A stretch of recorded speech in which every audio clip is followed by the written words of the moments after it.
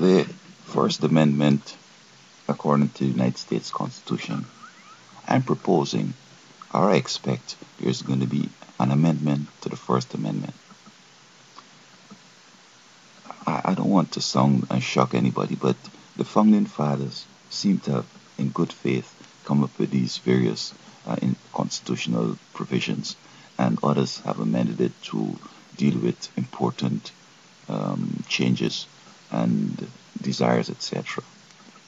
Now, I don't want to get into the spirituality of these people, the founding fathers, because I understand they were Illuminatis and all kind of various secret societies, and those are evil organizations. And you can't expect that you belong to an evil organization and will promulgate significant legislation or concepts that are going to be reliable. So that people are now using the Constitution to create situations that, in my opinion, are working against the nation. And even it would make the conscience of the founding fathers shiver to know that this is an amendment to what they have proposed, and they can't even recognize the final results of their work. You see, to understand American Constitution, you have to go back to the beginning and further beyond. During the Middle Ages, I think is Galilei, whatever his name there, or someone, these Europeans, said that the earth was round. And in those times, orthodoxy was the earth was flat. Now, even if you go out to the beach and you look on the horizon, you will see that it dips. I've seen as a child, the ship is going and then suddenly it starts going down, and then it disappear. I asked my sister, say, how is that? Well, I didn't do the geography and all that understanding yet. So my sister, she smiled and, and worried with it. But she says, but the whole deal is that every so many miles or whatever, the earth, you're going around. So eventually you'll disappear, but you've gone over. And they didn't see that. So he was executed because he said the earth was round. But in actual fact, he was right. So that the founding fathers said, look, if we give people the freedom of thought and freedom of religion, this would be the best for everybody. As a matter of fact, I think it's God who really got them to do that, because humans are evil, we all are evil, and we don't even know what we're doing. So unless the divine comes in and gives us some insight, or ideas and concepts wouldn't be reliable and valid, they just would be good for 1 second and then it's over, because it's just stupid stuff.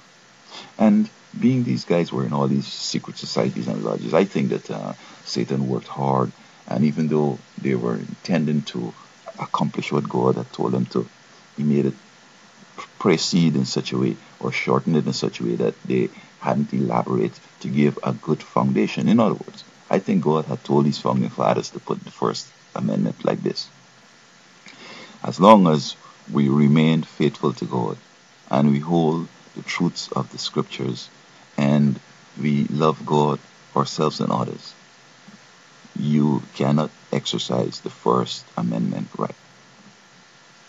So that the First Amendment right would not have given me the privilege or the right to curse.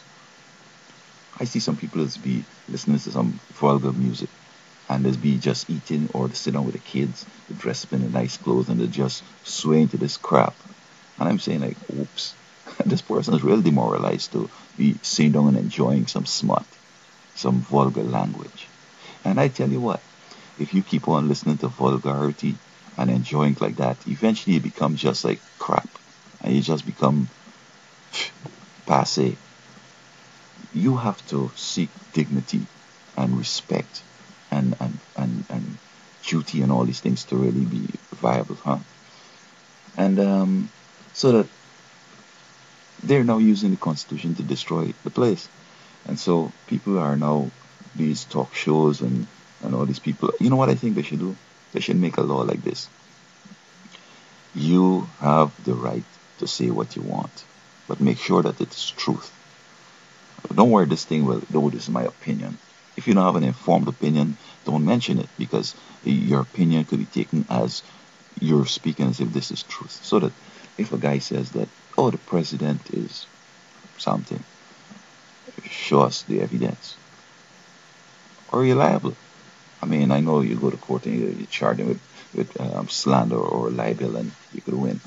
But people should understand that unless you could prove objectively that what you're saying is true, you shouldn't say it. And so all these talk shows and all these, when I came to America, I see this guy, he has a big education, and he's saying, I got to listen to my talk show. So I want to know what the talk shows were about. So when I listened to a couple, I realized that more or less some guys were voicing their opinion. So here's a guy who went to university, he has a doctorate, yet he got to listen to some guy's opinion.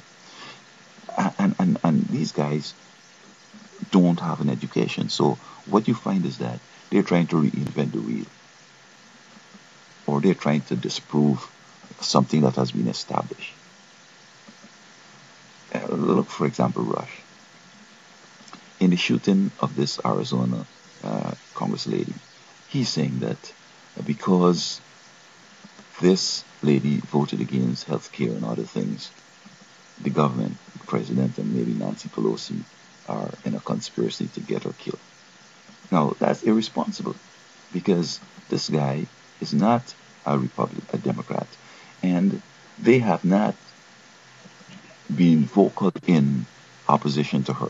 In fact, they supported her because I think she was reelected. But when you have Rush saying stupidness, and you have Glenn Beck saying some other things, and you have the crosshairs, what is more likely to have influenced this guy to do what he did? I mean, the overt evidence seemed to suggest the crosshairs, and Glenn talking about guns, and Rush talking about the president this and the government that and the other, and so on. So we need an amendment to the First Amendment, because I find that it's becoming hilarious, ridiculous, and as a first world country, as a superpower, I think that these shows are making us look so silly, because people are talking stuff that ain't true. I mean, if they had gotten an education, they wouldn't say the things they're saying. And people are saying that what's going on here? I mean, and I see when the philosophy in education became that you don't have to know anything, just know where to find it. The students were excited. And I don't understand how the universities could be excited about that, or anybody, or these intelligence organizations, because you would know that knowledge is power. And if you have a very important strategic job and you don't know anything about the job, it's obviously you're going to be incompetent, make mistakes. And if this happens in every organization, in every level of government, then you're just looking for your own demise.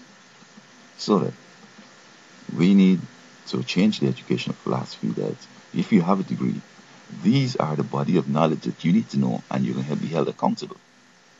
And you just can't be a talk show host or a comedian and ridiculing things that are truth, and making it sound like if it's fiction. I mean, you're going to be violating the First Amendment. So we need a First Amendment to the amendment. We need an amendment to the First Amendment.